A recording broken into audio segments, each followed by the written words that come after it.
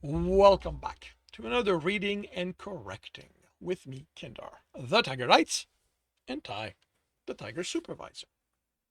These are where I read a chapter from one of my stories and correct it as I go. If you want to listen to these live, it's every Tuesday morning, 8 a.m. Eastern Time on Twitch. And if you are looking to support me, that is on my Patreon.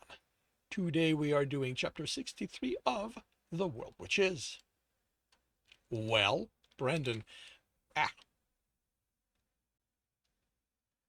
Brendan motions to the building behind the booth. The booth set up before it, really? Um,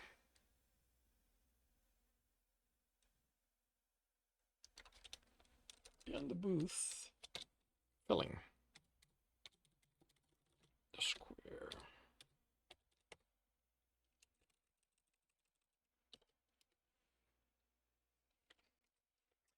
Well, Brendan motions to the building behind the booths filling the square. It's nice. Not entirely sure what he's expecting.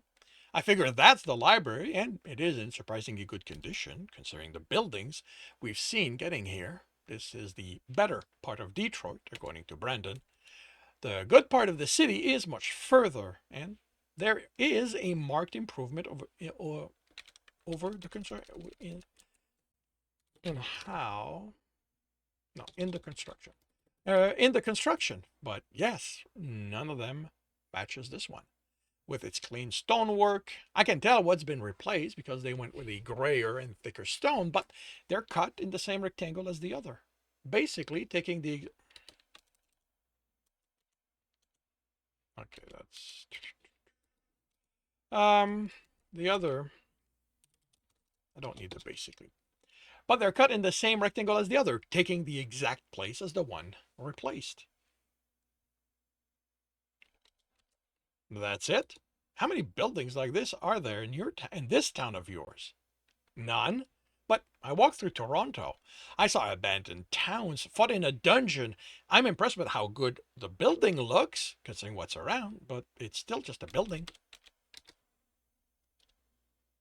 that houses more books than you'll be able to read in your life.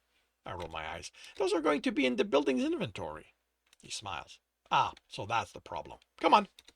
He guides me through the booths, and merchants yell at us to buy what they're selling. There's a sense of permanent temporariness to the structures. Unlike those in permanent marketplaces, these are mostly fabric, would which would be so they can be easily taken down and moved to another location. But a lot of the visible wear is along the wooden post holding them up. Like they haven't been removed in so long, the sun bleached that more than the rest. We aren't going in the front? I ask when he leads me to the side of the building. He snorts. They'd never let either of us in that way. So we're going in the back door. He gives me a surprised look, then a smirk, and I realize what I said, and my ears burn. Side door, actually. I see the guard, just as Brandon says that. Wait here. Oh, okay, says...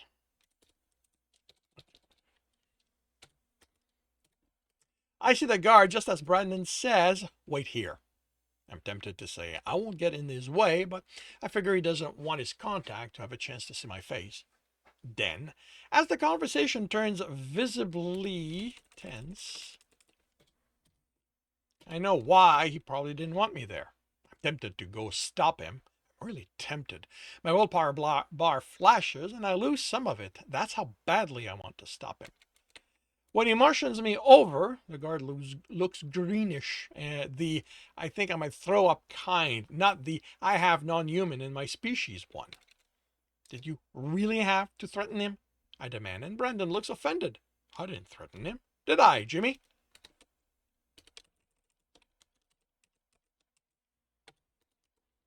The shake of the head is so fast the helmet can't keep up. Look, I'm sorry.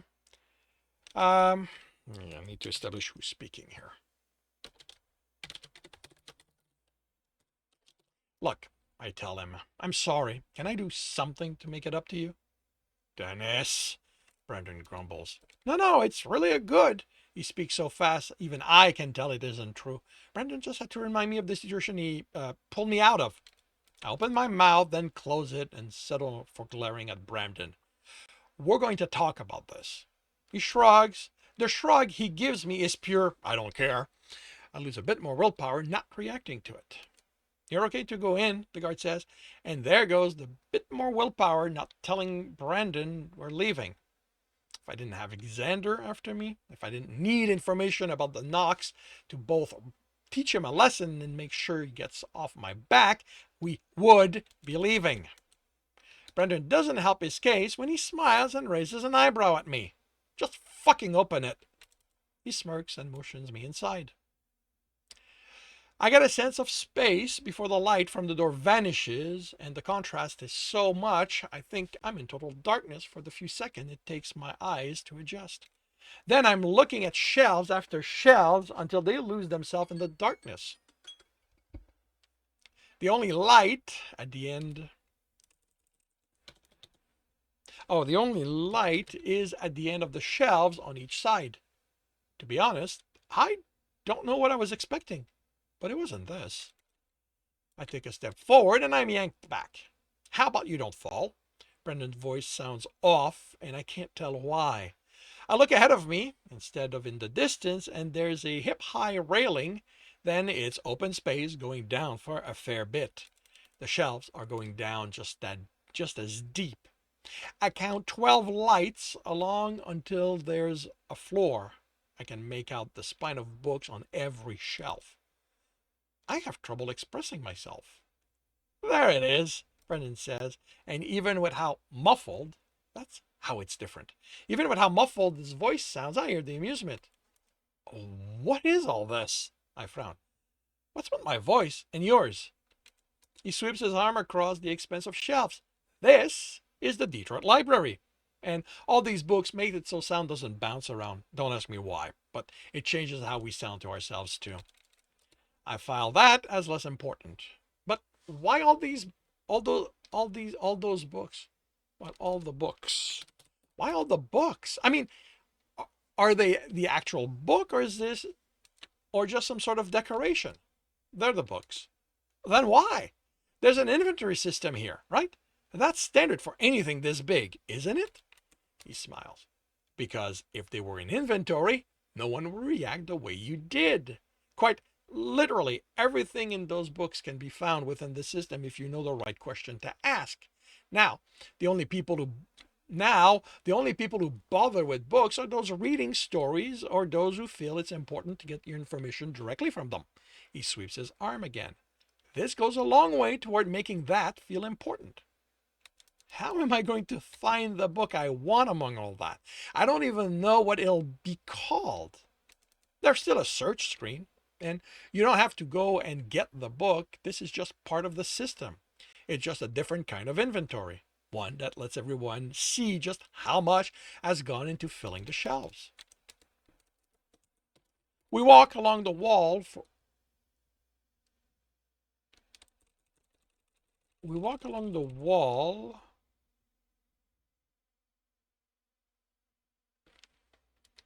and the closest bookcase obscures my view of the rest. It's well out of reach and has to have 100 shelves, each filled with books. Thin and thick, tall and short. And every book available is displayed on those shelves? No idea. Never did a check. But new books do come in all the time, and there is work going on digging a new floor. We take the stair down 3 floors. Then he leads me to a corner that's more like a balcony with 6 tables. We shouldn't be disturbed here. Most people prefer the bottom floor. Okay, yeah, I see what you mean. Most people prefer the bottom floor. Each table has an orb floating above it, providing comfortable light to read by. I sit at the same one Brandon. I join Brandon as I join. Brendan as he sits, and a message appears.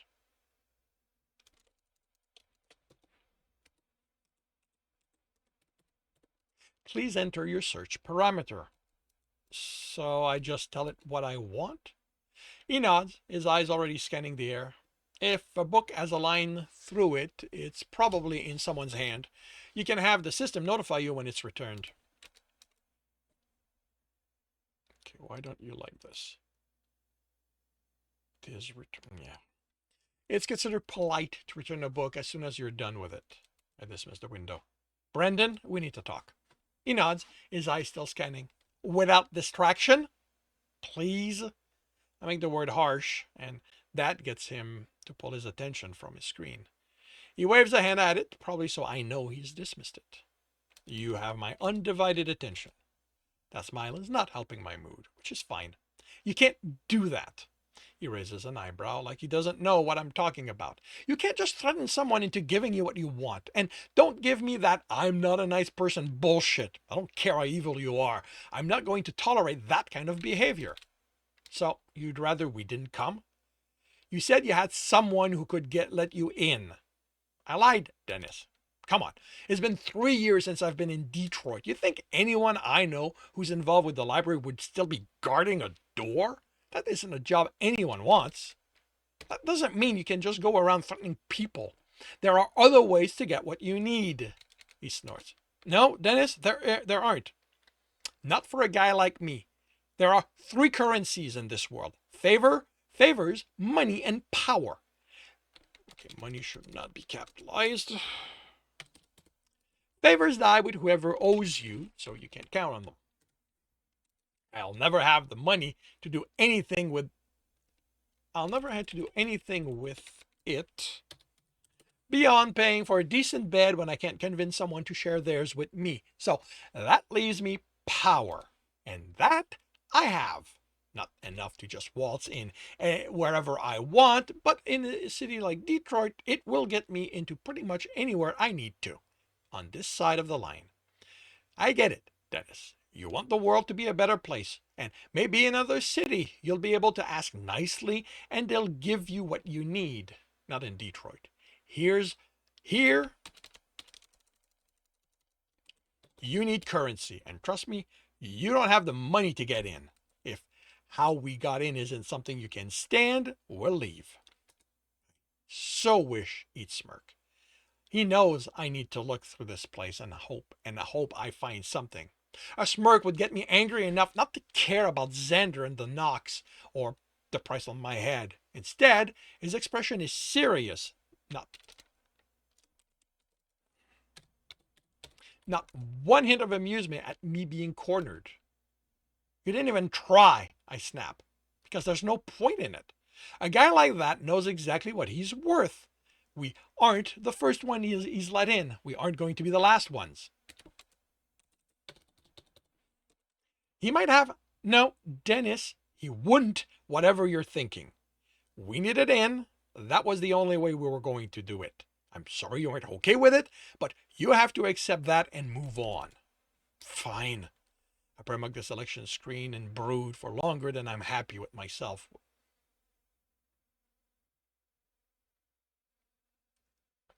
I bring the selection screen and brood for longer than I'm happy with myself with. That doesn't sound right. I bring up the selection screen and brood for longer than I'm happy with. You know what? I don't need this. Eventually, I look at the box, waiting for my input, and enter the Knox, not expecting anything, and get there are no books containing the Knox within the titles. Do you want a list of the books with the words in which the words are present? Yes, no. Not exactly what I was expecting. Yes. List of ruin. A treatise on the dubious existence of specific ruins. Are there any evidence these places exist? Brandon. There's an annoyance when he glances at me that he pushes back. There's 3 books about the Knox in here. How come Xander's after the journal if somebody's already written about it? He shrugs. No idea. Pick one. I'll take another. Hopefully this is going to come down to Poop being an idiot and we can get moving in a few hours. I picked the second one because I fully expect the first to just be pages and pages of ruined names without information. The book that materializes before me is thicker than I expect and has a lot of writing in it. The front of it seemed to be about why explorers would make false claim about ruins, but fortunate for me, there's also a list before that of the ruins talked about on the first page. There's also a list on the first page.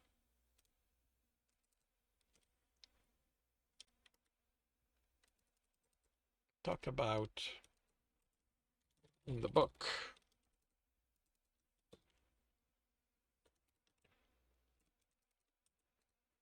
First pages. Also a list on the first pages.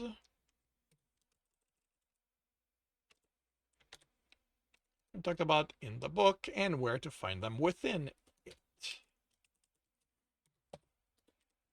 I turned to the section about the Knox and it's only 2 pages long. The Knox is a ruin whose discovery is claimed by Aaron Centino, a well-known explorer with an extensive list of explored ruin, as well as the discovery of the Mall of America and Disney. Unlike the Knox, Aaron provided the location of those 2 ruins upon reaching the Explorers Club and they have been explored by others since. The only information that is recorded as it to its location to the location of the Knox is somewhere south of Indianapolis, north of Nashville, and east of St. Louis. The lack of specificity makes the claim of the ruin's existence dubious. As proof to have explored the ruin, Aaron provided a vault door, which he claims to have taken from the center of the ruin after defeating its guardian. Having traveled to the club where the door is displayed and studied it, I can state that it is remarkably similar to 3 other such doors found in 3 different ruins. Without having brought something unique to the ruin in question, further doubt has been put on the claim of its existence. I have attempted multiple correspondence with Aaron, directly through the clubs as well as through his family, but I was turned away. Then never received replies to my question about the ruin. When one asks why an explorer with Aaron Centino's reputation would lower himself to making a false claim, it is important to remember that the Disney discovery was considered one of the most important ruins at the time, and that the Mall of America was a close second until the discovery of the haunted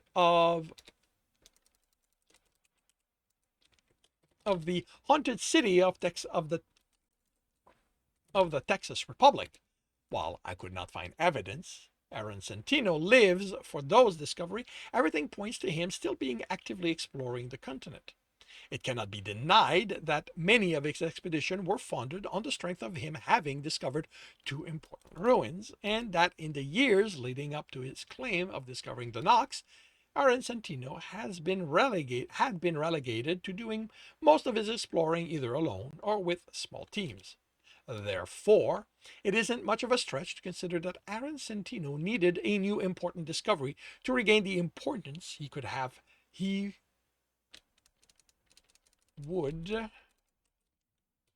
felt he had lost over the decades after his previous discoveries. It is not my intent to attribute ill intent to a man of reputed integrity, but simply to point to a lack of evidence supporting the claim, and as a further indication, I also point to the lack of support Aaron received after making the claim. As of this writing, the largest team I can document Aaron putting together is 8 people, each of whom are known friends and associates of the explorer. It seems that even Aaron's peer did not take his claims seriously. Well, that's not useful. Systems are there are some system are some people idiots, Brennan mutters, then slams his book shut. What I make out of the spine reads evidence, so I know what book he checked. Nothing useful? He snorts. This thing was written by some scared little man who probably never stepped outside the block he grew up in. He considers something. Or maybe Poop himself. This isn't about if some ruins are real or not, but how explorers are just desperate attention seekers who'd claim anything just to one up each other. How about yours? It sounds better thought out, but it's mostly the writer explaining why he doesn't think the Nox is real and what might have made Aaron lie about it. Brennan shakes his head. I never met him, but I've heard the name floating around. Someone saying, anyone saying the name does so with respect. So you don't think that wanting to feel important might have made him make it up? Anything's possible. But if Poop thinks it's real, I'm inclined to think so too. Poop is a lot of thing, idiot chief among them, but he doesn't do wild goose chase. My guess is he got Aaron to tell him something that sealed the deal. The information about where it might be is that it's south of Indianapolis, east of St. Louis, and north of Nashville. Not sure what Nashville is. Is it on one of the maps in the journal? I open it and unfold the maps. Unfold the map of what used to be. What do you not? Why? What used to be the United States? They're here with a few other names. Nothing called the Knox. Not on the other maps either. I checked for it. I looked through, for one, focusing on the area east on the east side. St. Louis isn't on it, but Indianapolis and Nashville are.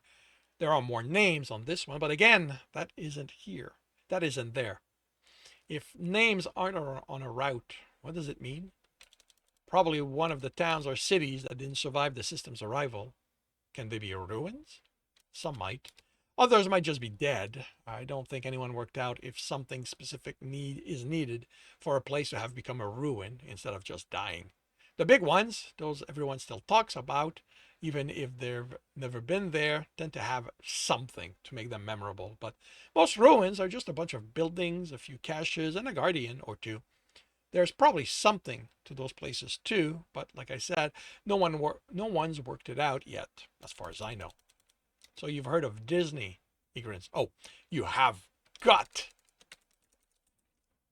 to make it there at some point. If you can time it, you can get decent stuff, but even without that, it is a fun place. Used to be some sort of amusement park before the system, and dealing with those is interesting. But it's the Guardian that will drive you bonkers. What are they? Oh no, I am not the one who's going to ruin the surprise. It's not like I'm going to go, you know.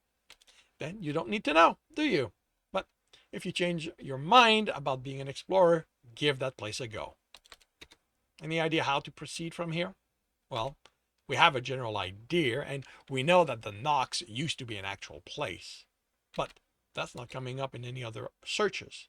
It probably wasn't called that then. Maybe Aaron called it that because he didn't know the name of the place and had to knock a lot of stuff down. Considering the number of names on the map, I get the sense that if Aaron went someplace, he knew its name. Then maybe he never got the chance to write it down. He was able to talk about it. The guy who wrote this had the time to seek him out, message his family about it. Xander learned details. That seems like enough time to write down on his map. Something occurs to me. If that's what he wanted, sounds like you have an idea. I'm pretty sure Aaron had ether travel, the one that lets you travel between ruins. What if he made that ruin like his base of operation or something? Two problems I can see. First one is that living in a ruin is a death sentence. Creatures just manifest in them, no rhyme or reason to them. Not even a theme like dungeons have. Second, why even talk about it then?